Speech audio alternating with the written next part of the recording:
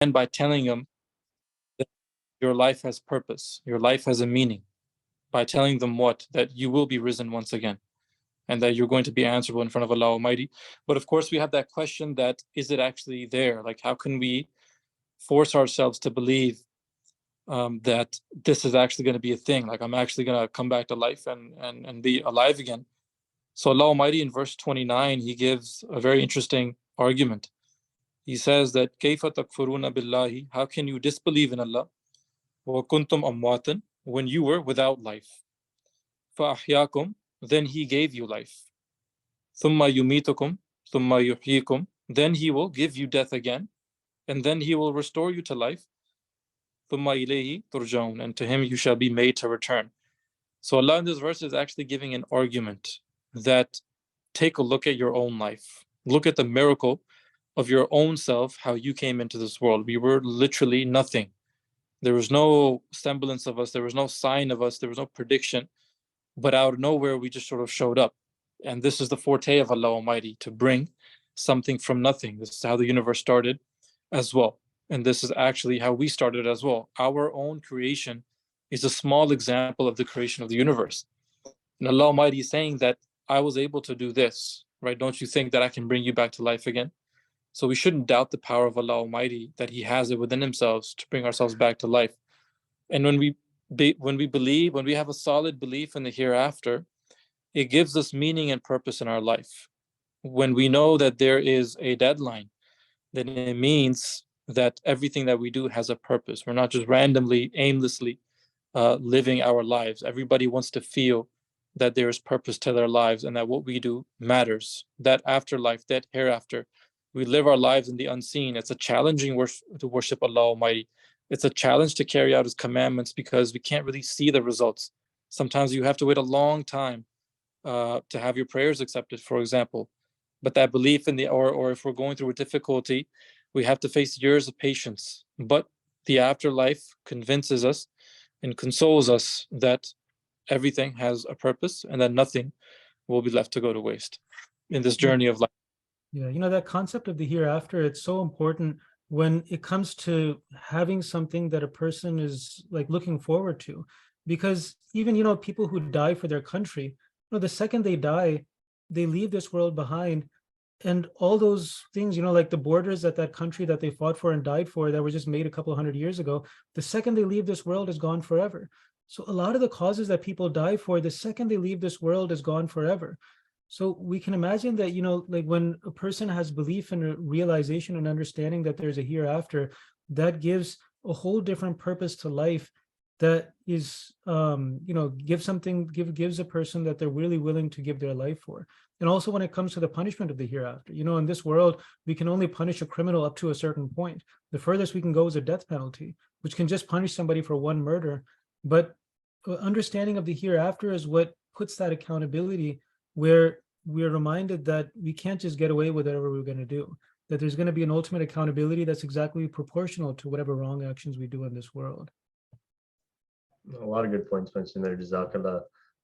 And, just staying on with Murabiya's one side, just moving on to the next few verses. We were at verse 3, so now moving on to verse 7. Allah Ta'ala then starts to mention another group in these first few verses. He mentions that those who have disbelieved, and being alike to them, whether they warn them or warn them not, they will not believe. Allah has set a seal on their hearts and their ears, over their eyes. My apologies. Allah has set a seal on their hearts and their ears, and over their eyes is a covering, and for them is a grievous chastisement. So, Mary Zwansab, can you kind of talk about this group, this disbelievers group that Allah Ta'ala mentions here? Yeah, so, in this verse, it talks about those who are so far gone in disbelief that they've become stubborn and hard-hearted. And now, even if the truth was to be presented to them, they wouldn't change their mind. It wouldn't do anything. So this is the opposite of the characteristic that we saw in the previous verses. A believer is someone who's always open-minded, who's always looking for the truth, who's always, curious. But when stubbornness comes in, then it applies to every aspect of life too. Previously we talked about how a believer is someone who has this quality of open-mindedness and curiosity in every aspect of their life. When it comes to science, when it comes to politics, economics, any subject, they're just curious and always learning.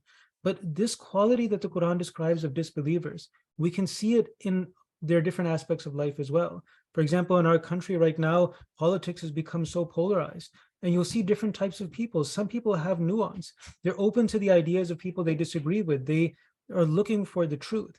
But then there's others who fall into a type of tribalism. They're just stubborn. It doesn't matter what the other side says. They paint it with a black and white sort of broad brush in the way that they speak. So the Holy Quran has described that this characteristic of closed-mindedness and stubbornness, that is a characteristic of disbelievers. It's a negative characteristic across the board. But when it expresses itself in religion and spirituality, that makes a person into a disbeliever. The Islam does not condemn someone for initially considering a religion to be wrong or not knowing. There's a lot of like very, very famous and very holy Sahaba who started off not believing that Islam was true. What Islam condemns is that stubbornness, where a person, without really looking into it and giving it the benefit of the doubt, just starts rejecting and then calling the Prophet a liar and persecuting and things like that. So in these verses of Surah Al-Baqarah, it describes particularly that stubbornness in those people who have gone really far in disbelief. And it warns us also as believers that we should really keep a check on whether we are becoming stubborn in any part of our lives, because that is a characteristic that is unique to disbelievers. Jazakallah, Mirza. And kind of to expand more on this, as Ahmadi Muslims, we really try to spend our lives in the best possible manner. And for some of our listeners who are on right now, they might be a little worried or anxious, especially hearing your verse like, that Allah Ta'ala is setting a seal on someone's heart. So I guess my question is that what's something that we can do to ensure that we are not like those believers that are mentioned in these verses? So, really that verse that's talking about disbelievers, not believers, but still, sometimes the characteristics of disbelievers come into believers. After all, that's why there were believers in the previous prophets of Bani Israel who then rejected the Holy Prophet sallallahu alaihi wasallam. There were believers of Islam who rejected Hazrat Masih Maud alayhi salam. So they were believers, but then they took on those characteristics of disbelief. And the reason that happens is because people become arrogant. They lose that humility. Open-mindedness and curiosity is a characteristic of humility. It's only arrogance that makes someone closed-minded, where they think that now I know everything and there's nothing more that I have to learn. There's nothing more that I can expand my mind with. So I think we just have to be mindful that we always have humility within us. And when we have humility, and when we pray to Allah Almighty with humility, then our belief in our religion is not going to be based on arrogance or dogmatism, or compensating for our own doubts by condemning and trying to be closed-minded and put other people down. But it'll be based on certainty and personal experience, and then we'll try to bring people to that personal experience as well. Jazakallah. And like they say, humility is a solid foundation for all virtues, right? So it's definitely a righteous quality to adopt. And now moving on from verse 7, I want to kind of now move on to verse 12 in Surah Al-Baqarah. Allah Ta'ala, says, and when it is said to them, create not disorder in the earth, they say, we are only promoters of peace. Beware, it is surely they who create disorder, but they do not perceive it. So Mirza, here, this is a very specific group that Allah Ta'ala is talking about. He's talking about people who are causing disorder within the earth. Maybe if you can kind of draw some light here as well. Yeah, so this is the third category of people described right in the beginning of Surah Al-Baqarah. And these are three very important categories: the believers, disbelievers, and the third is the munafiqeen, those who are hypocrites. And they are those who claim to believe in Allah and the Prophet or the Khalifa, but in their heart they act in the way that the people who oppose the Prophet of God act. Their actions are actually opposing the Prophet or the Khalifa. Now that can manifest in different forms. There's some munafiqeen who know that they're disbelievers. They know they're lying. They're just there for subversion. But then there are others who think they're sincere, but their behavior is actually one that creates disorder. So that's the different categories that there are. Now, how this is relevant to us is to see how hypocrisy starts to come in to someone. Now there's one example of this, which is just justifying and rationalization. There are very few people who, when we do something wrong, we really admit it to ourselves that I know this is wrong and I'm just doing it because I'm just going to do it. A lot of times what we do is that we convince ourselves that that wrong thing isn't that wrong. It isn't that bad. Actually, we even sometimes convince ourselves that it's a good thing. That's rationalizing, that's justifying. It's not a new concept to us. We're all familiar with it. But also we can really understand easily how dangerous that is, because that exact thing, it can start to expand. It can get applied to even horrific things. That's why you'll see that there's people who are just absolute criminals doing horrible things. But in their mind, when you actually listen to them describe their own crimes, they've really justified it to themselves. So that point of what the verse of the Quran in this verse and the verse before, that وَمَا يَخْدَعُونَ إِلَّا أَنفُسَهُم, that they only deceive themselves, that's something that we have to be mindful of even in the smallest of things. We have to do a muhasabah of ourselves. Of course, we haven't gone to that level of extreme, but we have to see that what are areas where I'm doing something wrong and I'm just not able to face it. And so I'm lying to myself. I'm rationalizing it and convincing myself that it's actually a good thing, because that tendency is something that we want to be really mindful of and make sure that it doesn't enter into us. It's better to just be straightforward, just be honest with ourselves and realize that, okay, I have this weakness, but I'm going to work on it. There's no reason to just like be flooded with guilt. The thing is that that's what I'm a Muslim and Ahmadi for. I'm trying to get better.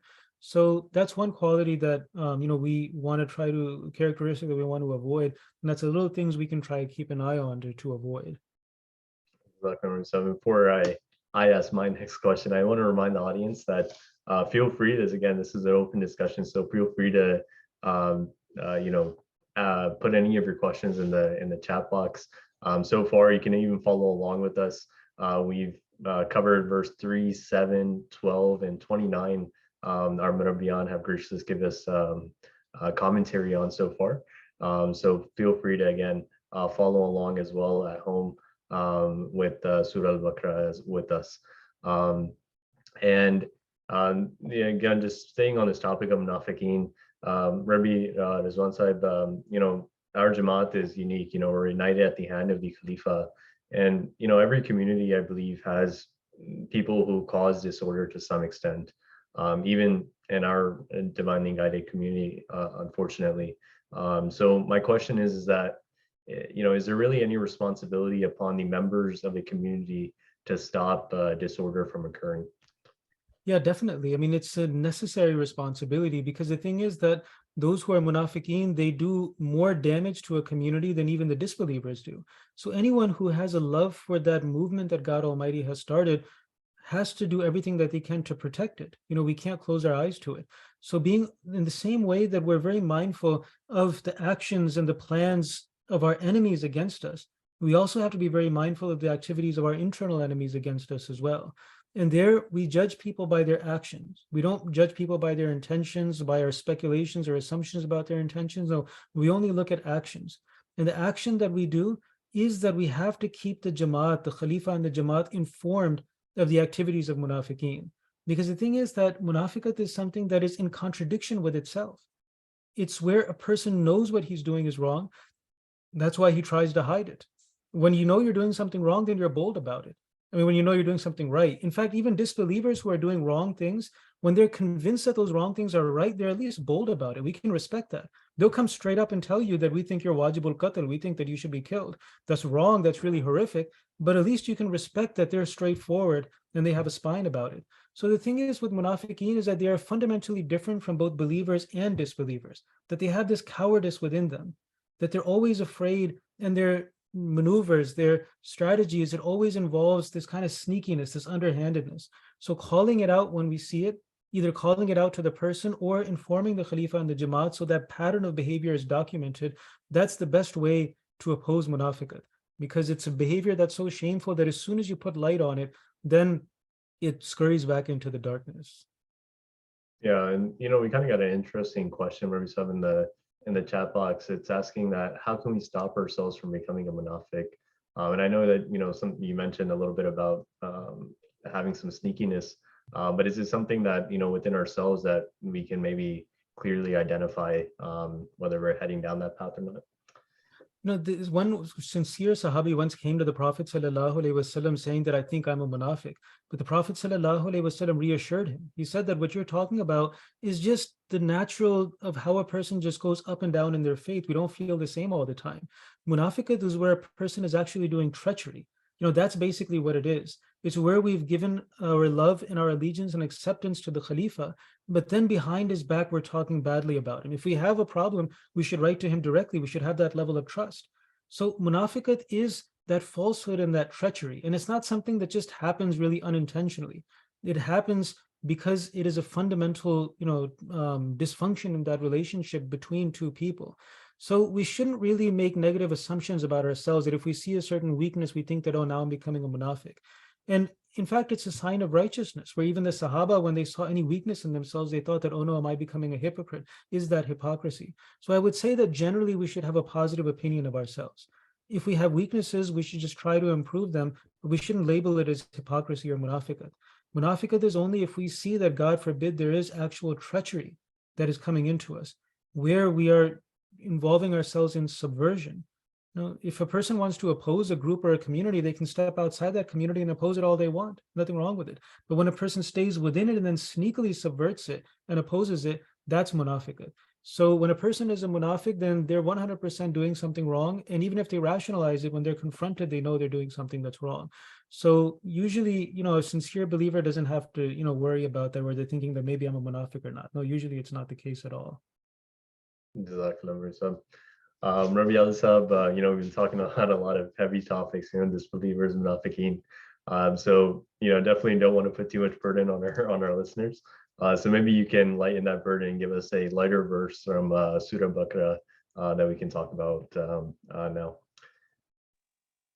Yeah, so, just kind of in connection to understanding the hereafter and how that pits us in a journey towards Allah Almighty.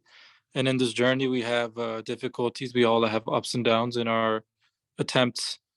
We face challenges, and everybody makes mistakes. Everybody makes wrong decisions, ones that we know and ones that we don't know.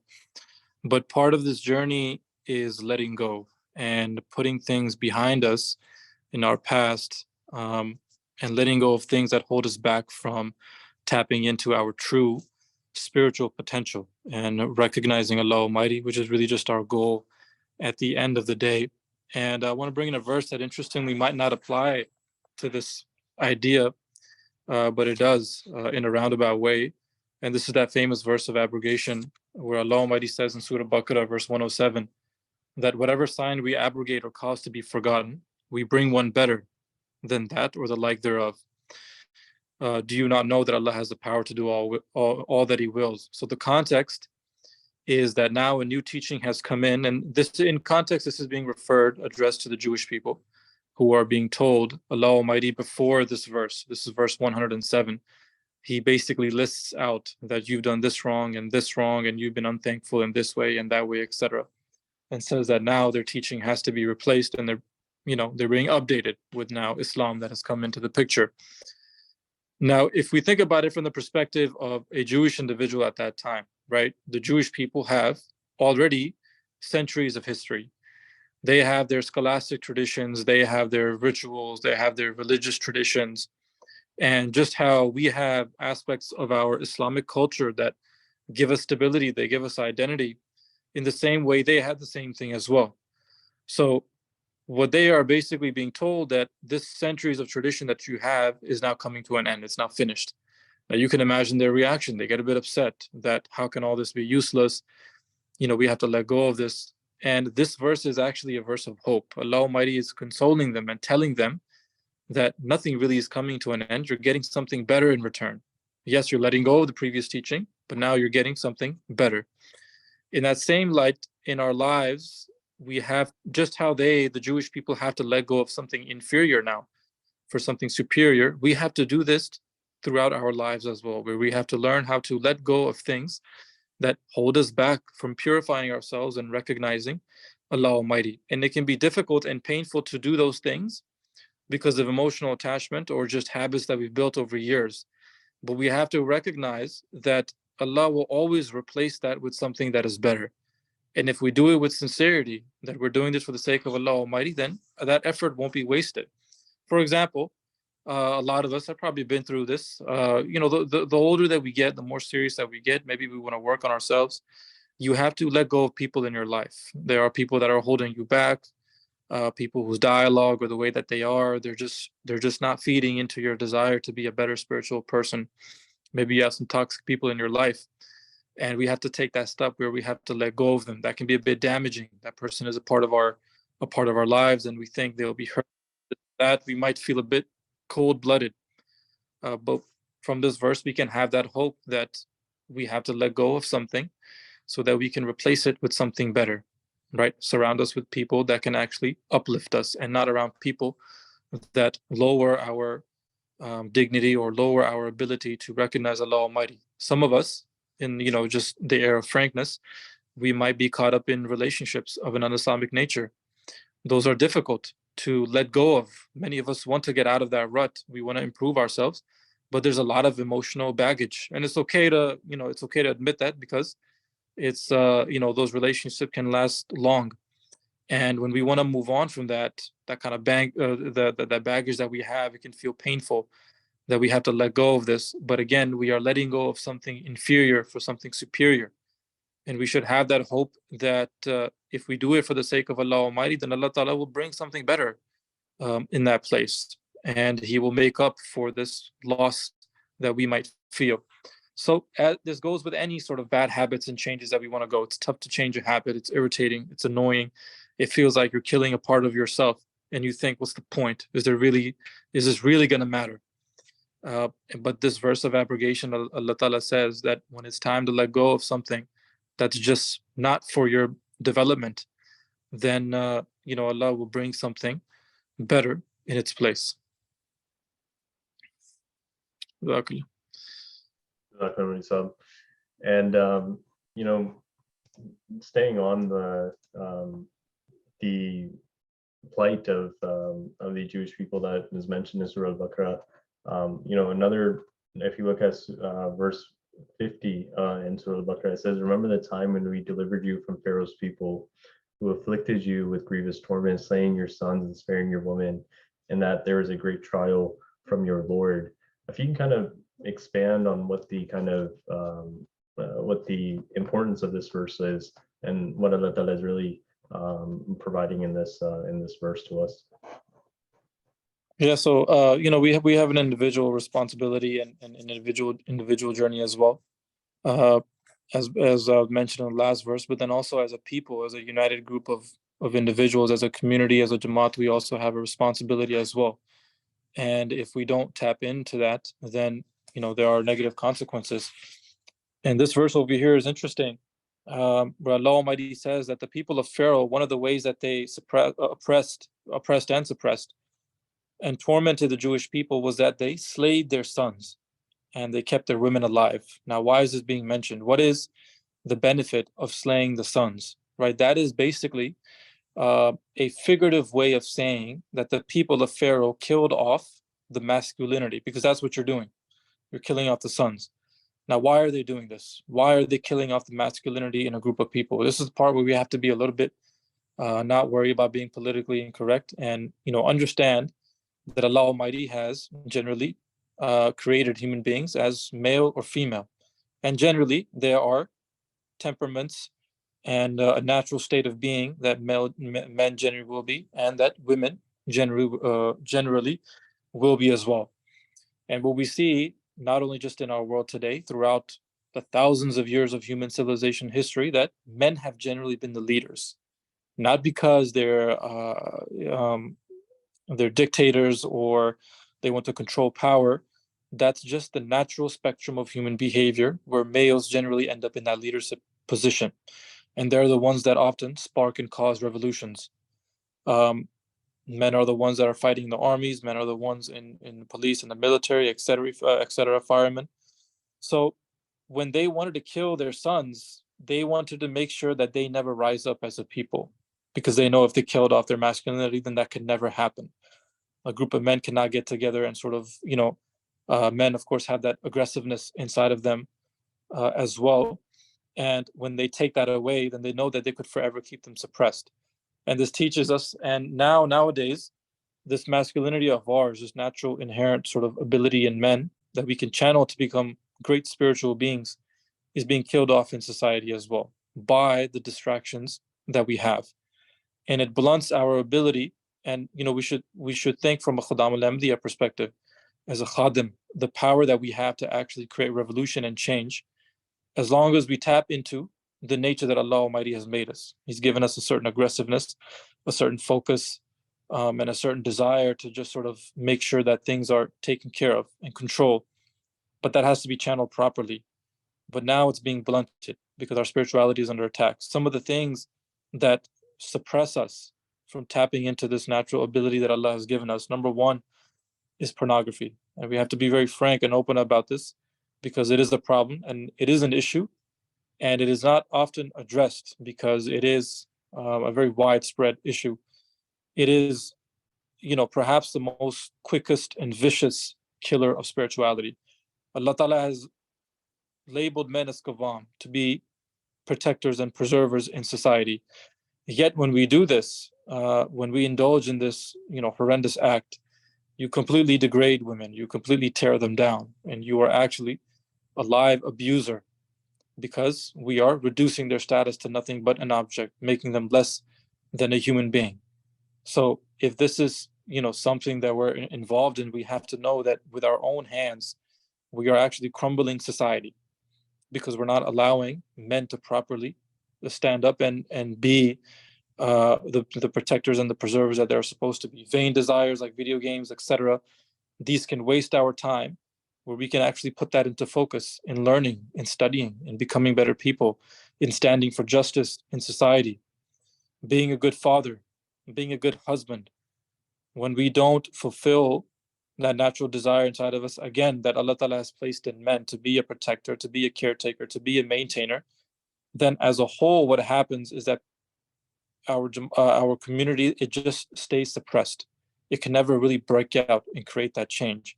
So as men, we should know as a Khuddam that we have this great ability to create revolution and change. But if we recognize those things that blunt our spirituality, and in the same way they blunt our manhood, then that change can never really come about. Exactly. So a lot of good points have been covered. I've posted the link to the quiz in the chat, and I can see much that we're starting to get people logging in. But before we start the quiz, we've been receiving some questions. I wanted to kind of do a speed round with our Murabbiyan to discuss and answer these questions before we move on to the quiz. So the first question that we received is, can we discuss the Alif Lam Mim in the beginning of Surah Al-Baqarah? Question for any of the Murabbiyan. Either one. So Alif Lam Mim, it basically is huruf muqatta'at, which is open for interpretation. The way that I believe it says in Masih Maud alayhi salam, he explained that it means Anallahu alam. It's either as a Masih Maud alayhi salam or it might be in Tafsir Saghir, I'm not sure.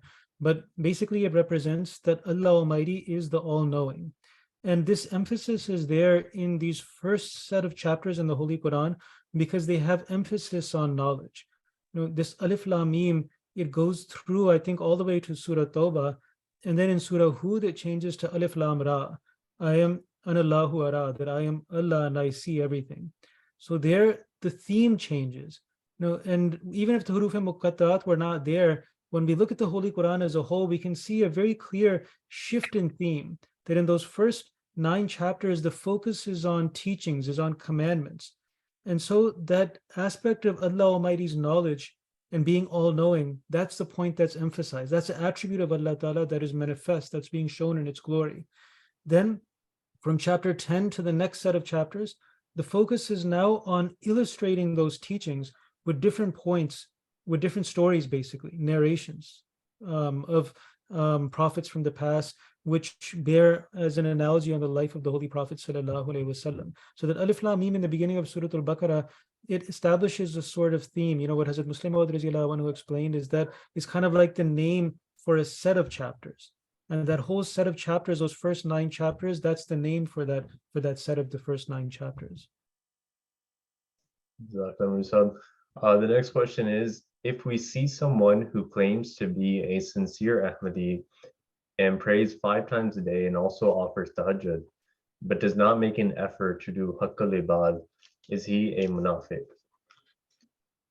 So I think one reason that this question comes up is because we don't really have a good translation for munafiq in English. We use the word hypocrite, but hypocrite is a very broad word. It basically talks about anybody who, says something that they don't do.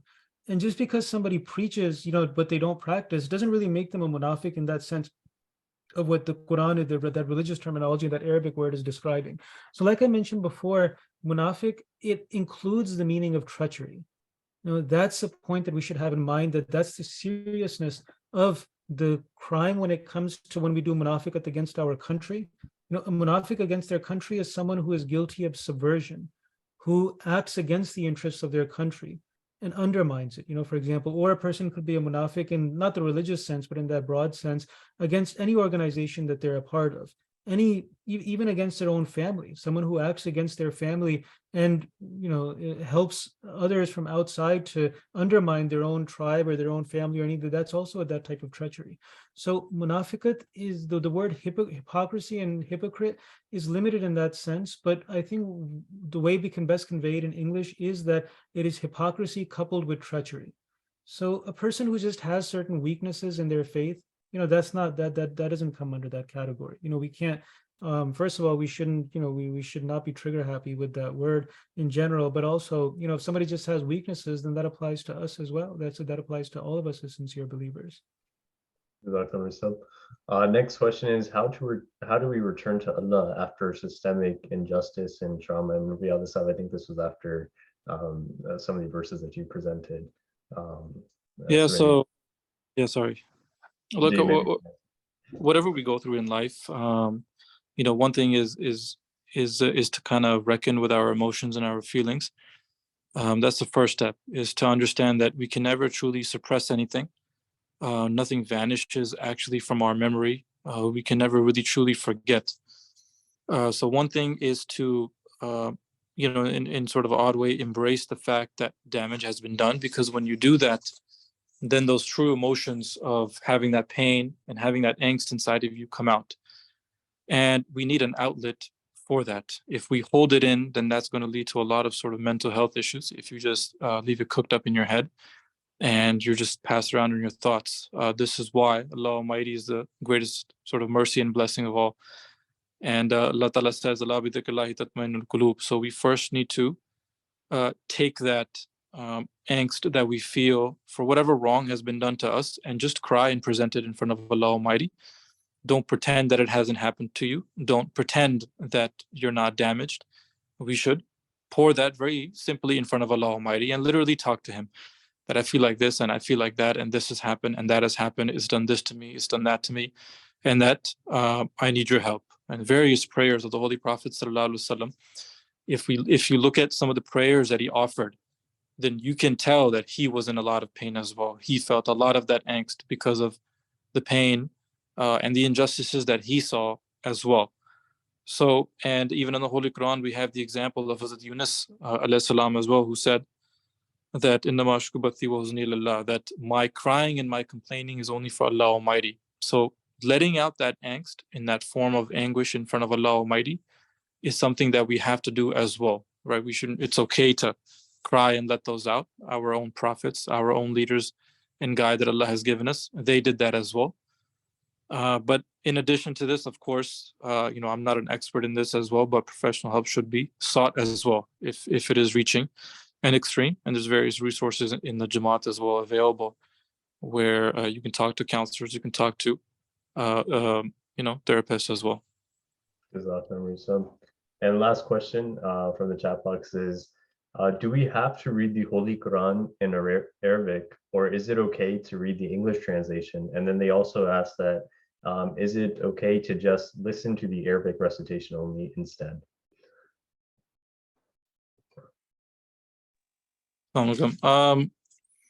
Sorry.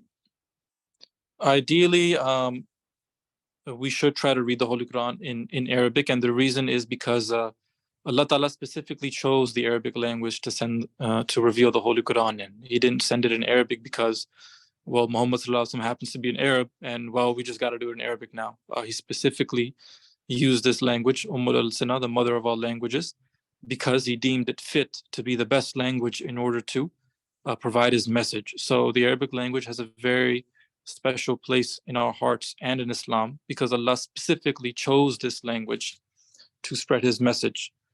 If we can't, obviously, then at least at the minimum. You can read the translation, but we should understand the value of Arabic and try to build towards reading it in that language that Allah Almighty has intended us to read it. Lots of things gets lost in translation. But if we study that Arabic, then, a lot more interesting points come out. All right, so I think we've answered all the questions in the chat. So I think it's time for us to ask questions to the audience. So let's see how everyone has been doing so well and listening. And yeah, sorry. There was a correction. Sorry, I think someone wants up. Yeah, I had a slip of the tongue. I was trying to say Hazrat Yaqub. I said Hazrat Yunus, who's his son. It's Hazrat Yaqub who said that his angst and his sorrows for Allah. Apologize. So I will again post the quiz link in the chat. So far we have 18 players and 7 teams. So again, just sign in using the link and just join in to your region. I'm a little biased, but I think Virginia region will take this, but we'll see, inshallah. And we're at 8:45 right now. I'm gonna wait. I posted this link quite a few times now, so I think I'll wait until 8:47, and then inshallah we'll start the quiz.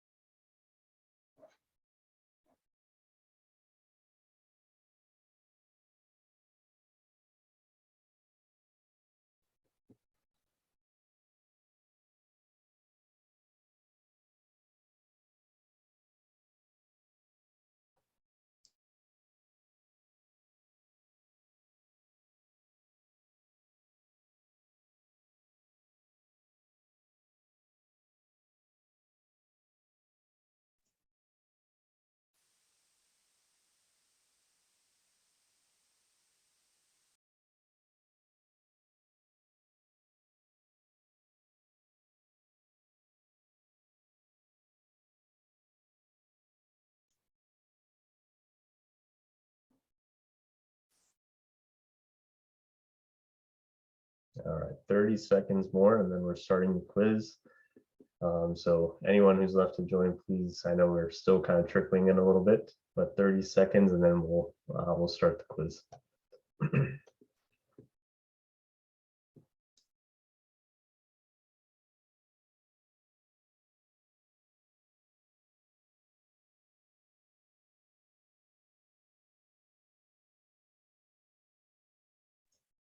All right, let's start the quiz. All right, first question is, what are the characteristics of disbelievers described in the beginning of Surah Al-Baqarah? And we have 50 seconds to answer.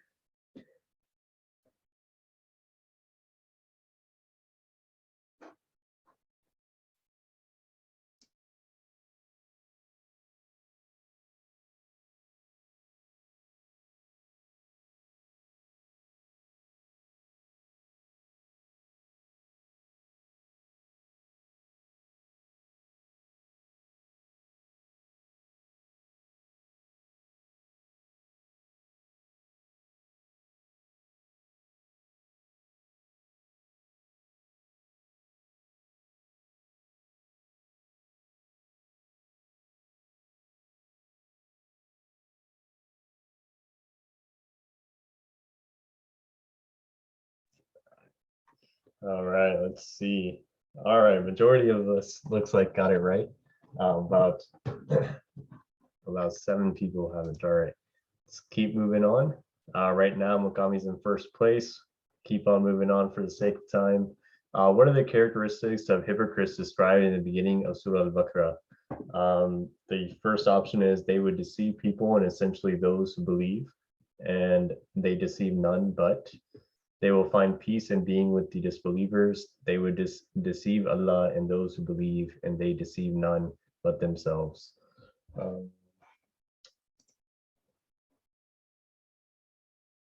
faster you answer these questions, the more points you get. So just keep that in mind as you're answering these questions.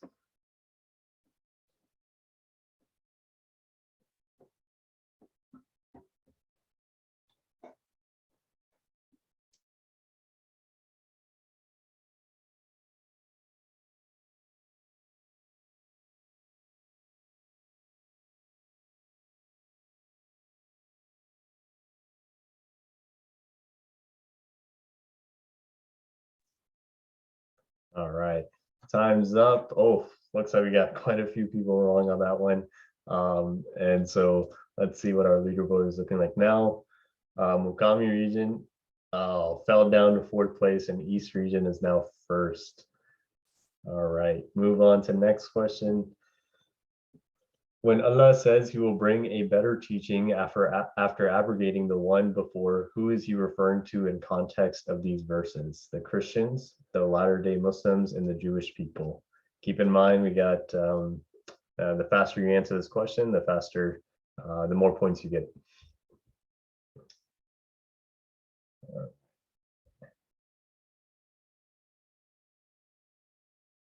All right, looks like actually everyone answered it.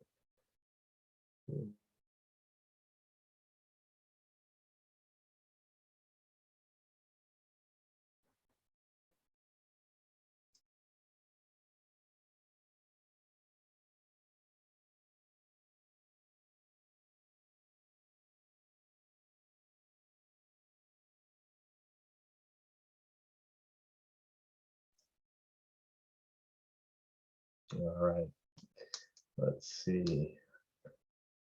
And the Jewish people. Oh man, looks like 16 people got that wrong.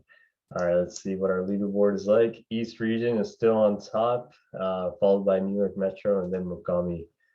Moving on to question 5 and 6. It's going to be the last 2 questions. What is a simple argument Allah gives for the afterlife? That he brought us into this life in the first place and he has the power to do it again. That he has created everything and that he is the most wise.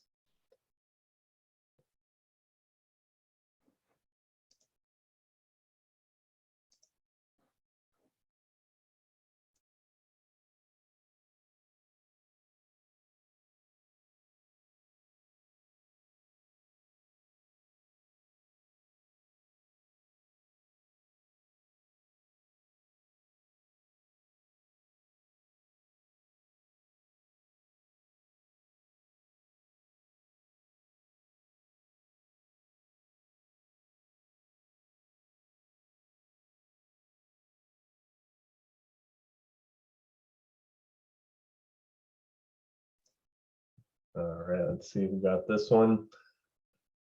All right, there you go. Most people got this one right. Let's see what our leaderboard is looking like. East region is still on top and New York Metro and Mukami. Nice. All right, last question. Let's see if we can change up our rankings. Allah says that the Pharaoh's people used to slay who from the Bani Israel, their sons and their males, their leaders or their warriors.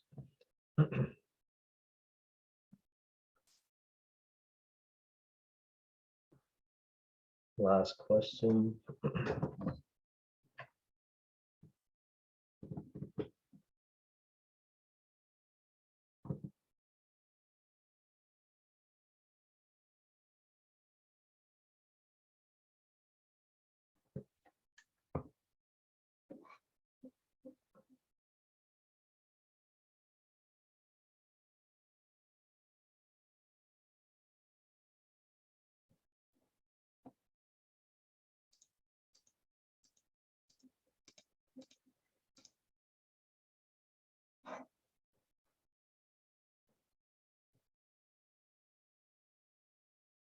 All right, and a lot of you got that one right. And it looks like East region, followed by Mukami, and then New York Metro has taken the leaderboard. East region, barakallahu lakum. So again, Jazakallah for joining us this week for our Treasures of the Holy Qur'an, episode 2. Our next episode will be on Sunday at 8 p.m. And before we end, I just want to kind of give time to the Murabiyan to maybe just close out and round out their conversation and to give us any take-home points. So yeah, like the points that I tried to cover were the points from the first 17 verses of Surah Al-Baqarah, and that's verses that have a great deal of importance. And their importance has been further emphasized by the fact that Hazrat Khalifatul Masih Sadis Rahmatullah alayh encouraged members of the Jamaat to memorize those verses, and this is why a lot of us have those verses memorized. So, when we are learning the commentary and the significances of the meanings of the verses of the Quran, one thing that we can do is to start by learning the commentary of those verses that we have memorized. So whichever chapters, whichever verses we have memorized, we can learn its translation and memorize it so that when we recite it in prayer, we know exactly what it is that we're saying. And in addition to that, when we read the commentary and understand its different, deeper meanings, then when we recite that in our prayer, then we would be able to reflect on the different angles of that message and also derive new wisdoms that we didn't know before also. So that's just one takeaway message. Jazakallah. And Rabbi Al-Sab, any final remarks? Oh, sorry, phone died. I had to switch places. All right. Yeah, I was just the last question has been on my mind about the trauma. Whenever we go through grief, it's weird. I was actually just looking over this a couple of days ago. Where a common mistake in terms of treatment is that we pack our emotions, meaning we bury what we're feeling under breathing techniques or distracting ourselves with work, or taking medication. It's not 100% bad, but we use it to kind of pretend like we're not feeling what we're feeling. And what they were actually saying, that the best way to treat this is actually sobbing uncontrollably into a pillow or going outside and screaming. So that's just on my mind. If we have those difficulties that we're going through, it's okay to accept that we feel down, and we should allow ourselves to feel broken, even if it reaches that point. And really be humble and sincere in in front of Allah Almighty, and then we'll see the signs of how He picks us up and helps us in our journey to the afterlife. Inshallah. Jazakallah. And again, this is a weekly series, so again, we'll see you all soon on Sunday at 8 p.m. Eastern. Jazakallah everyone for joining. Khudafis. Assalamu alaikum warahmatullah.